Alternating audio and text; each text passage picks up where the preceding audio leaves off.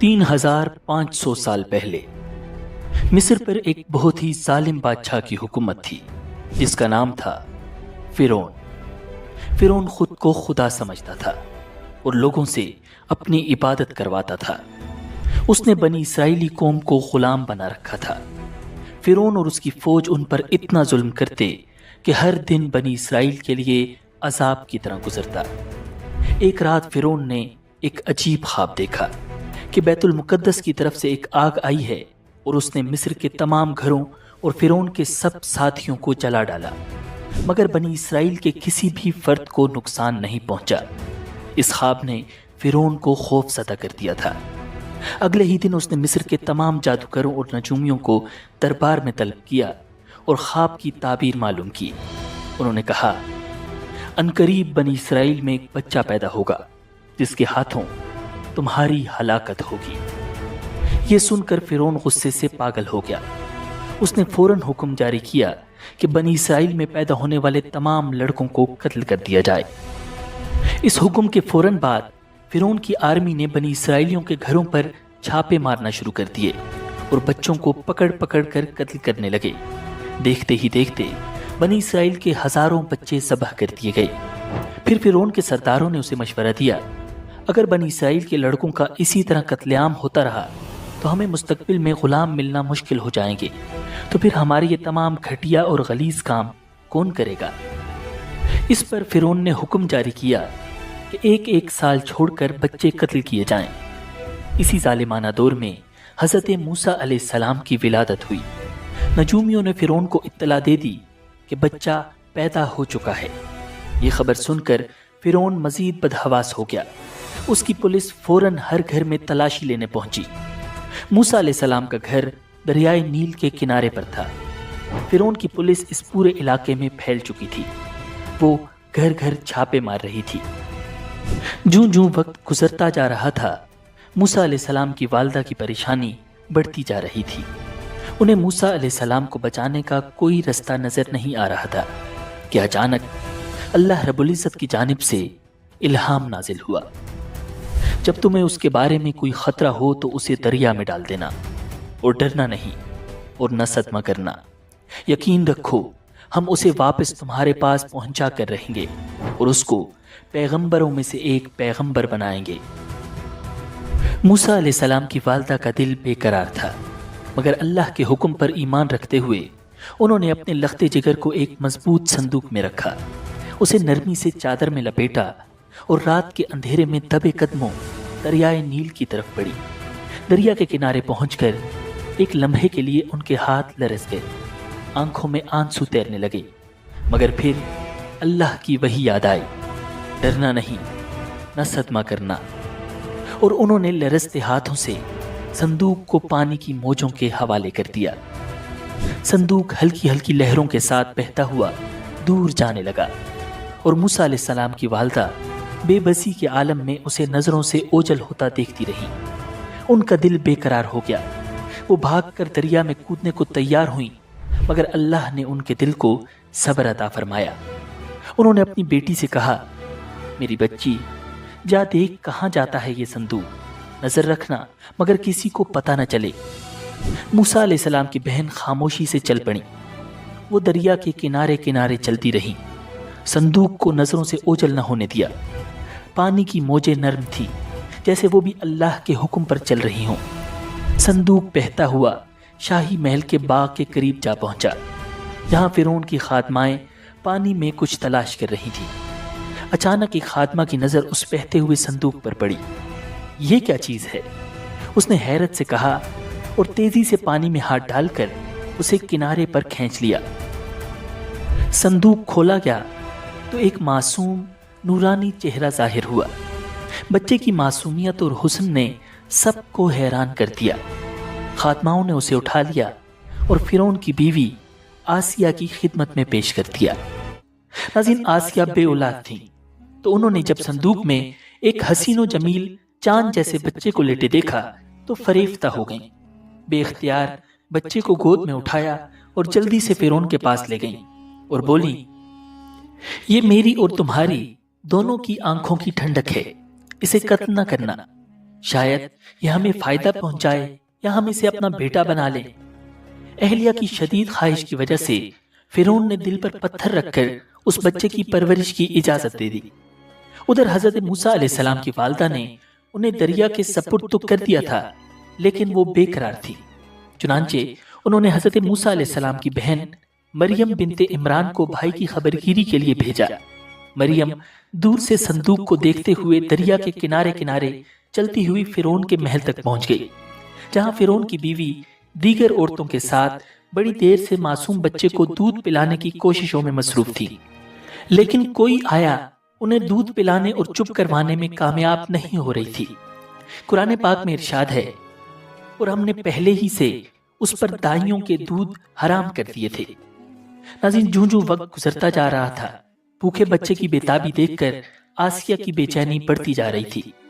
حضرت موسیٰ علیہ السلام کی بہن مریم دروازے پر کھڑی یہ سب منظر دیکھ رہی تھی۔ بالآخر بول پڑی، کیا میں تمہیں ایسا گھرانہ بتاؤں کہ جو تمہارے لیے اس بچے کو پالیں اور اس کی خیر خواہی سے پرورش کریں؟ فرعون کی بیوی کی خواہش پر مریم جلدی سے جا کر اپنی والدہ کو محل میں لے آئیں، اور حضرت موسیٰ علیہ السلام نے فوری طور پر اپنی والدہ کی چھاتی سے لگ کر دودھ پی لیا۔ یوں اللہ تعالیٰ نے آپ علیہ السلام کی والدہ سے کیا ہوا وعدہ پورا کر دیا۔ ارشاد باری تعالیٰ ہے، تو ہم نے ان کو ان کی ماں کے پاس پہنچا دیا تاکہ اس کی آنکھیں ٹھنڈی ہوں اور وہ غم نہ کھائیں، اور جان لیں کہ اللہ کا وعدہ سچا ہے، لیکن اکثر لوگ نہیں جانتے۔ ناظرین، آسیہ نے حضرت موسیٰ علیہ السلام کی والدہ سے درخواست کی کہ وہ محل ہی میں رہنے لگیں اور اس بچے کی پرورش کریں، لیکن حضرت موسیٰ علیہ السلام کی والدہ نے انکار کر دیا کہ میرے شوہر اور بچے پریشان ہوں گے۔ اس پر آسیہ بچہ انہیں دینے پر مجبور ہو گئیں۔ پھر اس نے بچے کے لیے وظیفہ بھی مقرر کر دیا۔ یوں اللہ تعالیٰ کی شان دیکھیے کہ جس بچے کے خوف سے فرعون نے ہزاروں بچے ذبح کروا دیے، وہ بچہ فرعون کی زیر نگرانی اور سرکاری تحفظ میں پروان چڑھنے لگا۔ ناظرین، حضرت موسیٰ علیہ السلام رضاعت کی عمر تک اپنی والدہ کے پاس ہی پرورش پاتے رہے۔ پھر جب آپ کا دودھ چھڑوایا گیا تو والدہ نے آپ کو دوبارہ فرعون کی بیوی کے حوالے کر دیا۔ یوں ہی وقت گزرتا رہا، اور ایک دن ایک نہایت عجیب واقعہ رونما ہوا۔ حضرت آسیہ نے موسیٰ علیہ السلام کو پیار سے اٹھایا اور فرعون کی گود میں بٹھا دیا، لیکن جو ہی حضرت موسیٰ نے فرعون کو دیکھا، فوراً اس کی داڑھی پکڑ لی اور ایک زوردار تمانچہ مار دیا۔ بعض روایات کے مطابق ان کے ہاتھ میں ایک چھوٹی سی چھڑی تھی جو انہوں نے فرعون کے سر پر دے ماری۔ فرعون غصے سے پاگل ہو گیا۔ وہ پہلے ہی کاہنوں کی اس پیشگوئی سے ڈرا ہوا تھا جس میں کہا گیا تھا کہ وہ بنی اسرائیلی بچہ پیدا ہو چکا ہے جس نے فرعون کا تخت الٹنا ہے۔ وہ چلایا، یہی وہ بچہ ہے، اسے ابھی قتل کر دو۔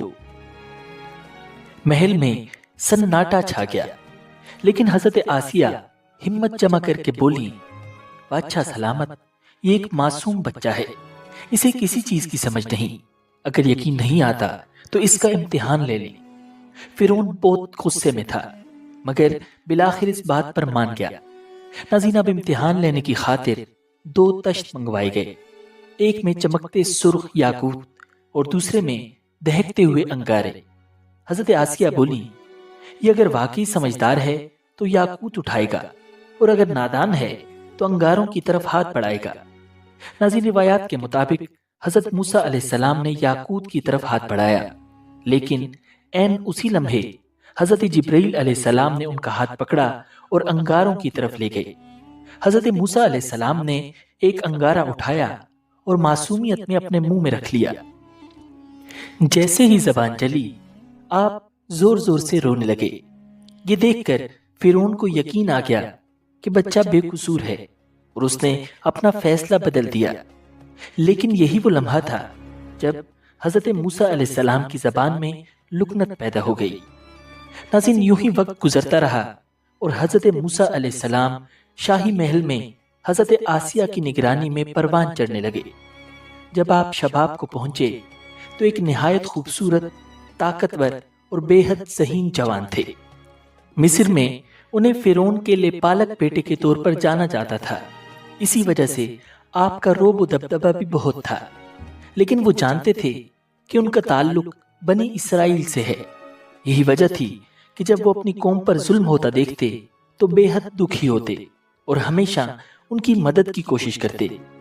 ناظرین، ایک دن حضرت موسیٰ علیہ السلام شہر میں گشت کر رہے تھے کہ انہوں نے دیکھا ایک قبطی سپاہی ایک اسرائیلی کو بے دردی سے مار رہا ہے۔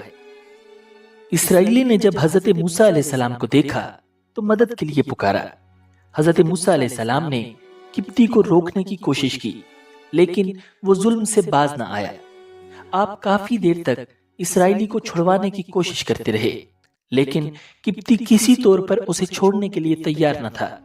آخر کار حضرت موسیٰ علیہ السلام نے تنگ آ کر اسے ایک مکہ مارا اور وہ قبطی وہیں ڈھیر ہو گیا۔ حضرت موسیٰ علیہ السلام کا ارادہ اسے قتل کرنے کا نہیں تھا، لیکن وہ اتنے طاقتور تھے کہ قبطی ایک ہی وار میں مر گیا۔ ناظرین، یہ خبر پورے مصر میں پھیل گئی، مگر قاتل کا کسی کو علم نہ تھا۔ اگلے دن حضرت موسیٰ علیہ السلام پھر گشت پر نکلے۔ ابھی کچھ ہی دور گئے تھے کہ دیکھا وہی اسرائیلی کسی دوسرے قبطی سے جھگڑا کر رہا ہے۔ اس نے جب حضرت موسیٰ علیہ السلام کو دیکھا تو پھر مدد کے لیے پکارا۔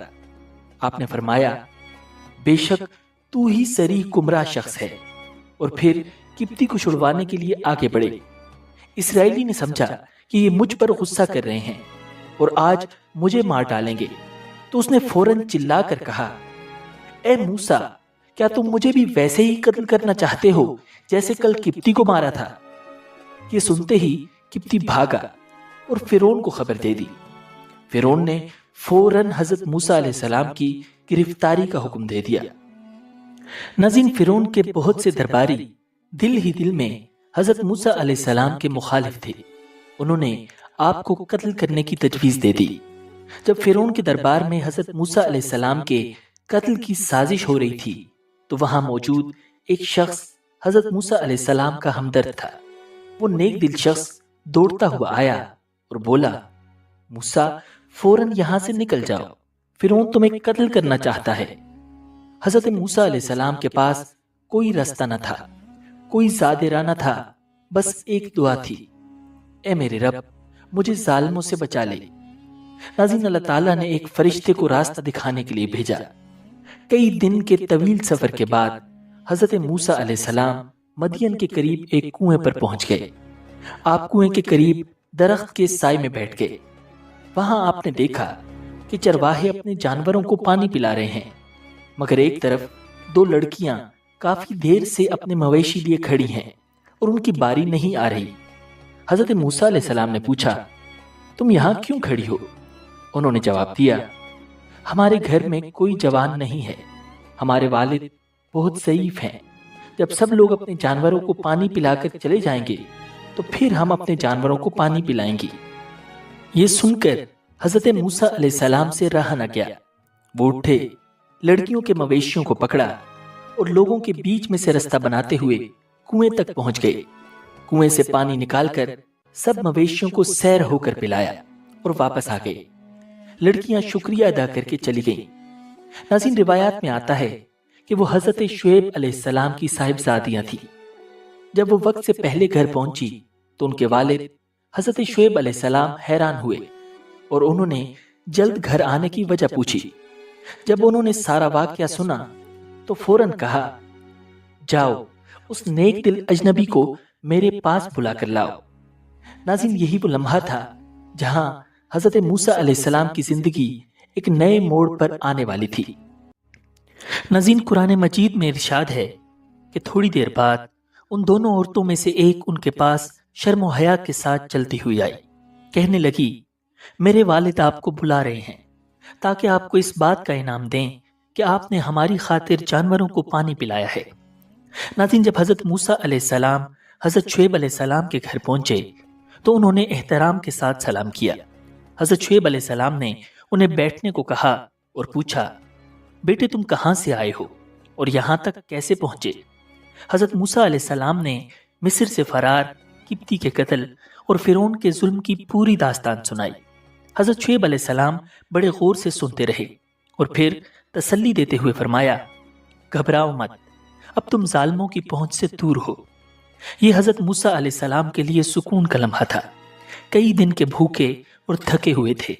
حضرت شعیب علیہ السلام نے ان کی خاطر مدارت کی اور کہا کہ وہ جب تک چاہیں ان کے پاس ٹھہر سکتے ہیں۔ ناظرین، حضرت شعیب علیہ السلام کی دونوں بیٹیاں نیک، شرمیلی اور باحیا تھیں۔ ان میں سے ایک بیٹی نے اپنے والد سے عرض کیا، ابا جان، آپ ان کو اجرت پر کوئی کام دے دیجئے۔ آپ کسی سے اجرت پر کام لیں تو اس کے لیے بہترین شخص وہ ہے جو طاقتور بھی ہو، امانت دار بھی۔ حضرت شعیب علیہ السلام نے حضرت موسیٰ علیہ السلام کو بلایا اور فرمایا، میں چاہتا ہوں کہ اپنی 2 لڑکیوں میں سے ایک سے تمہارا نکاح کر دوں، بشرطے کہ تم 8 سال تک اجرت پر میرے پاس کام کرو۔ پھر اگر تم 10 سال پورے کر دو تو یہ تمہارا اپنا فیصلہ ہوگا، اور میرا کوئی ارادہ نہیں ہے کہ تم پر مشقت ڈالوں۔ انشاءاللہ تم مجھے ان لوگوں میں سے پاؤ گے جو بھلائی کا معاملہ کرتے ہیں۔ ناظرین، یہ حضرت موسیٰ علیہ السلام کے لیے بہترین موقع تھا۔ انہوں نے فوراً رضامندی ظاہر کی اور نکاح طے پا گیا۔ پھر وہ حضرت شعیب علیہ السلام کی بکریاں چرانے لگے اور وہیں رہائش اختیار کر لی۔ انہوں نے 10 سال تک یہ خدمت انجام دی۔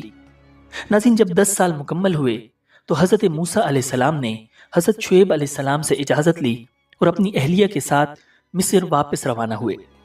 رستے میں ایک ایسا عظیم معجزہ پیش آیا جس نے ان کی زندگی ہمیشہ کے لیے بدل دی۔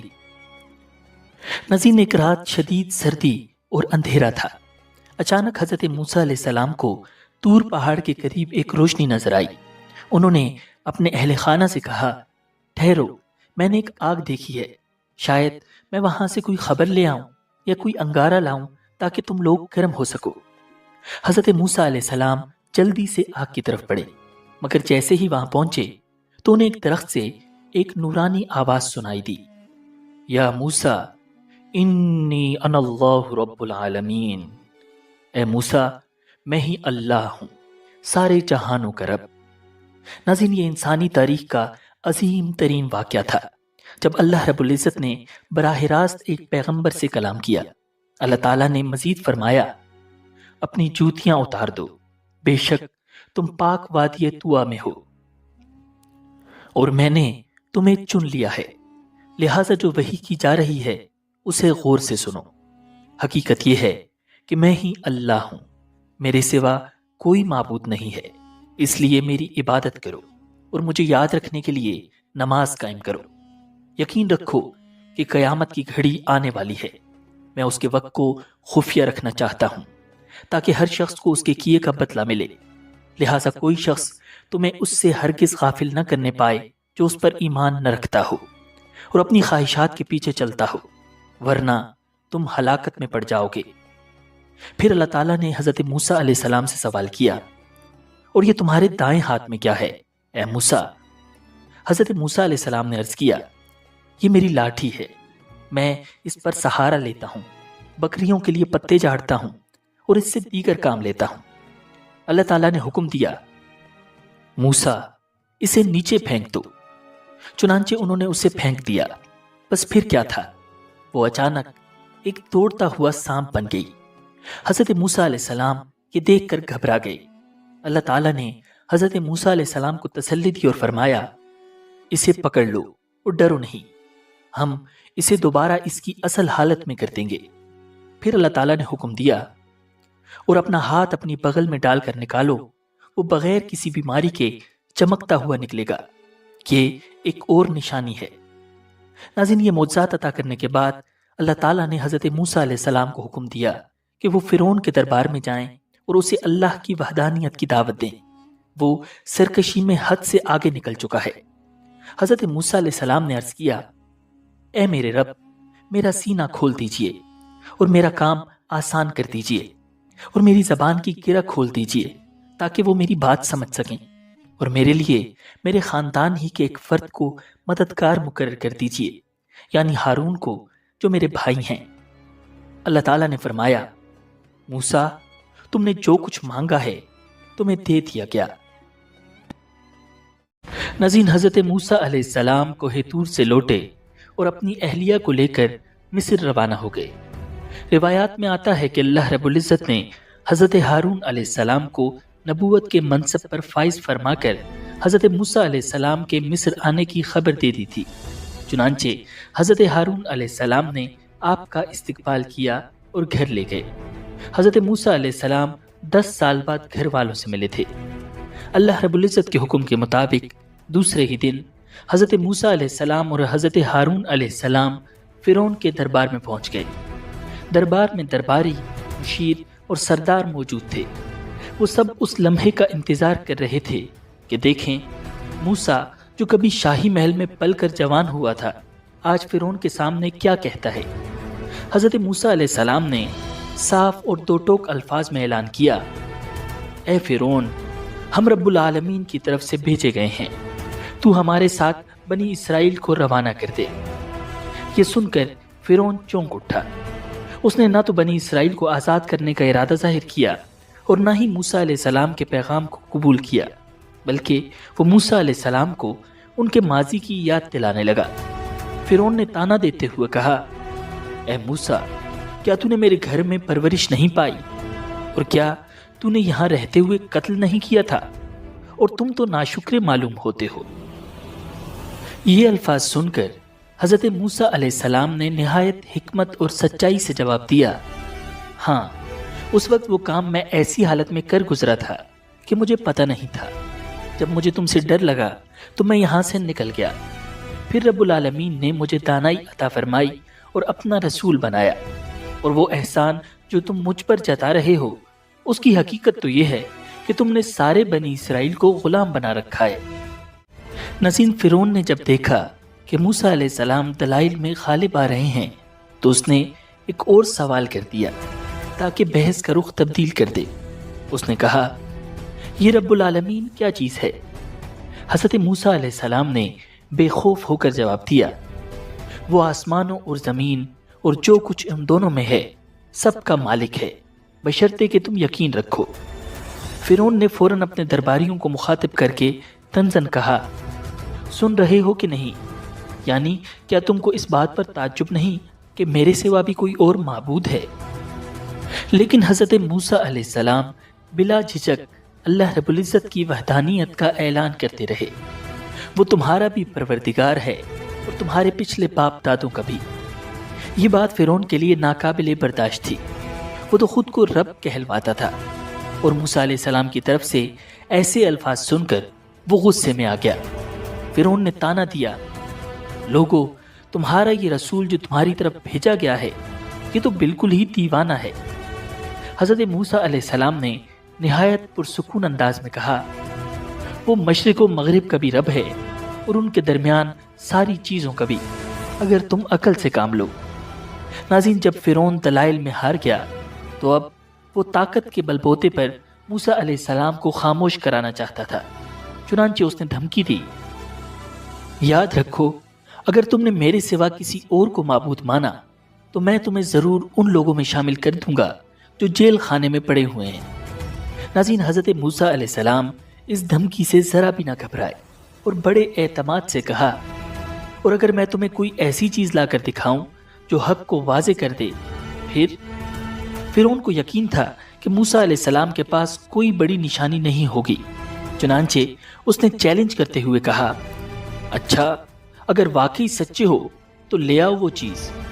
तब हज़रत मूसा अलैहिस्सलाम ने अल्लाह रब्बुल इज़्ज़त के हुक्म से अपना असा ज़मीन पर फेंका और देखते ही देखते वो खुला हुआ अज़दहा बन गया। ये मंजर देखकर दरबार में खौफ और हैरानी फैल गई। एक आम सी लकड़ी का सांप में बदल जाना कोई मामूली बात नहीं थी।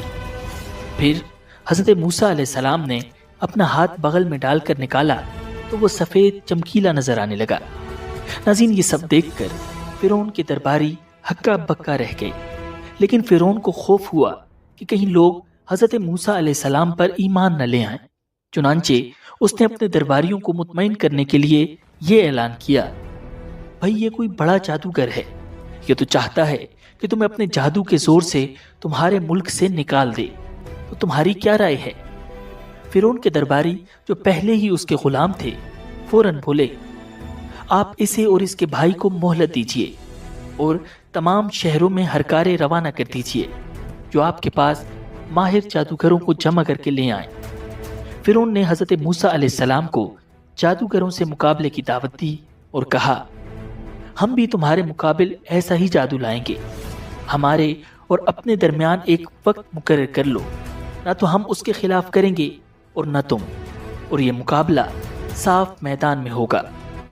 فرعون نے ملک بھر کے ماہر جادوگروں کو اکٹھا کیا اور ان سے کہا، موسیٰ سے مقابلے کی تیاری کرو. اگر تم غالب آ گئے تو میں تمہیں انعام دوں گا اور تمہیں دربار میں خاص مرتبہ دوں گا. اور پھر مقابلے کا دن آ پہنچا. میدان سج گیا. ہزاروں لوگ جمع ہو گئے. فرعون کے اشارے پر مقابلہ شروع ہو گیا. جادوگروں نے موسیٰ علیہ السلام سے کہا، اے موسیٰ، پہلے تم پھینکو گے یا ہم پھینکیں؟ حضرت موسیٰ علیہ السلام نے فرمایا، تم ہی پھینکو. جادوگروں نے جو ہی اپنی رسیاں اور لاٹھیاں زمین پر ڈالیں، وہ سانپ بن کر دوڑنے لگی. پورا میدان خطرناک سانپوں سے بھر چکا تھا. مجمع پر ہیبت طاری ہو گئی. حضرت موسیٰ علیہ السلام نے فرعون کی جانب دیکھا. یہی وہ لمحہ تھا کہ جب حضرت جبرائیل علیہ السلام نے اللہ کا پیغام پہنچا دیا، موسیٰ اپنا عصا زمین پر ڈال دو. حضرت موسیٰ علیہ السلام نے اپنا عصا زمین پر پھینکا. گرتے ہی وہ انتہائی خوفناک اژدہا بن گیا. وہ اپنا پھن پھیلائے چاروں طرف گھوم رہا تھا اور پھر اچانک اس نے جادوگروں کی رسیوں کو کھانا شروع کر دیا. جادوگر حیرت کے عالم میں یہ منظر دیکھ رہے تھے. انہیں پتہ چل چکا تھا کہ یہ جادو نہیں ہے، یہ تو جادو سے بہت اوپر کی چیز تھی. یہ تو معجزہ تھا. یہ منظر دیکھ کر جادوگر فوراً سجدے میں گر گئے اور کہنے لگے، ہم ایمان لے آئے موسیٰ اور ہارون کے رب پر. فرعون کو یہ دیکھ کر سخت دھچکا لگا، کیونکہ جن جادوگروں پر وہ بھروسہ کر رہا تھا وہ خود حضرت موسیٰ علیہ السلام پر ایمان لا چکے تھے. غصے میں اس نے دھمکی دی، اگر تم نے میرے حکم کے بغیر ایمان قبول کر لیا تو میں تمہارے ہاتھ اور پاؤں کاٹ دوں گا اور تم سب کو سولی پر لٹکا دوں گا. لیکن جادوگر اپنے ایمان پر قائم رہے اور کہا، جو کچھ تو کرنا چاہتا ہے کر لے، ہم اپنے رب کی طرف ہی لوٹنے والے ہیں. اور پھر اس ظالم فرعون نے ان سب جادوگروں کو قتل کروا دیا. مقابلے سے پہلے میدان میں حضرت موسیٰ اور حضرت ہارون علیہ السلام کے علاوہ کوئی اور مسلمان نہیں تھا. لیکن کہا جاتا ہے کہ جادوگروں کے ایمان لانے کے بعد وہاں موجود لاکھوں افراد مسلمان ہو گئے. اس واقعے کے بعد حضرت موسیٰ علیہ السلام تقریباً 20 سال تک مصر میں رہے اور نہایت صبر و استقامت کے ساتھ دین کی تبلیغ کرتے رہے، مگر فرعون اور اس کی قوم نافرمانی پر قائم رہی. اس دوران اللہ تعالیٰ نے فرعون اور اس کی قوم پر مختلف عذاب نازل کیے، لیکن فرعون کا تکبر اور بڑھتا چلا گیا. آخر کار اللہ تعالیٰ نے حضرت موسیٰ علیہ السلام کو حکم دیا کہ میرے بندوں کو لے کر راتوں رات نکل جاؤ. اس حکم کے بعد حضرت موسیٰ علیہ السلام نے بنی اسرائیلی قوم کو اپنے ساتھ لیا اور لے کر رات کے اندھیرے میں مصر سے دریائے کلزم کی طرف روانہ ہو گئے. جب صبح ہوئی اور فرعون نے دیکھا کہ پورے شہر میں بنی اسرائیل کا ایک بھی آدمی موجود نہیں تو وہ غصے میں آپے سے باہر ہو گیا. اس نے اپنے فوجیوں کو حکم دیا کہ فوراً لشکر جمع کیا جائے اور دانت پیس کر بولا، اس چھوٹی سی قوم نے ہمیں تنگ کر رکھا ہے، آج میں ان سب کو صفحۂ ہستی سے مٹا دوں گا. سورج نکلتے ہی اس کا لشکر تیار ہو گیا اور فرعون اپنی فوج کے ساتھ بنی اسرائیل کے پیچھے نکل پڑا. وہ تیزی سے فاصلہ طے کرتا جا رہا تھا. موسیٰ علیہ السلام اللہ رب العزت کے بتائے ہوئے راستے پر بنی اسرائیل کو لے کر جا رہے تھے کہ اچانک سامنے ٹھاٹھے مارتا ہوا دریا آ گیا. فرعون کا لشکر بھی بالکل سر پر پہنچ چکا تھا. اب بنی اسرائیلی خوف زدہ ہو گئے.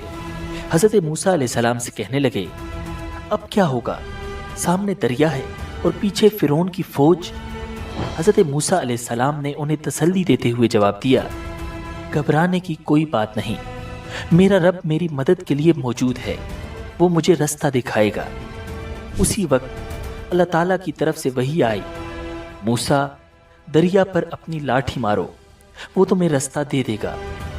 حضرت موسیٰ علیہ السلام نے جو ہی لاٹھی دریا پر ماری، فوراً دریا میں خشک راستہ بن گیا. حضرت موسیٰ علیہ السلام بنی اسرائیل کو لے کر اس راستے سے پار ہو گئے. فرعون اور اس کا لشکر یہ منظر دیکھ کر حیران رہ گئے. فرعون نے فوراً حکم دیا کہ وہ بھی اسی رستے سے پار ہوں گے۔ وہ چیختا چلاتا اپنے تمام لشکر کے ساتھ اس رستے میں اتر پڑا۔ جیسے ہی وہ دریا کے بیچ میں پہنچے، اللہ تعالیٰ نے پانی کو بہنے کا حکم دے دیا اور لمحوں میں پورا فرعونی لشکر دریا میں غرق ہو گیا۔ جب فرعون غرق ہونے لگا تو کہنے لگا، میں مان گیا کہ جس خدا پر بنی اسرائیل ایمان لائے ہیں اس کے سوا کوئی معبود نہیں، اور میں بھی فرما برداروں میں شامل ہوتا ہوں۔ اللہ تعالیٰ کی طرف سے جواب دیا گیا کہ اب ایمان لاتا ہے، حالانکہ اس سے پہلے نافرمانی کرتا رہا اور مسلسل فساد ہی مچاتا رہا۔ لہٰذا آج ہم صرف تیرے جسم کو بچائیں گے تاکہ تو اپنے بعد کے لوگوں کے لیے عبرت کا نشان بن جائے، کیونکہ بہت سے لوگ ہماری نشانیوں سے غافل بنے ہوئے ہیں۔ آج بھی اپنے آپ کو خدا کہنے والے فرعون کی لاش مصر کے میوزیم میں موجود ہے اور لوگوں کے لیے عبرت کا نشان ہے۔ اگر آپ کو یہ ویڈیو پسند آئی ہے تو ویڈیو کو لائک اور شیئر کیجیے، کامنٹ سیکشن میں اپنی رائے سے ضرور آگاہ کیجیے گا۔ اگر آپ نے ابھی تک حضرت ابراہیم علیہ السلام اور نمرود کے واقعے کے بارے میں ہماری ویڈیو نہیں دیکھی تو یہ ویڈیو ضرور دیکھیے گا۔ مجھے دیجیے اجازت۔ اللہ نگہبان۔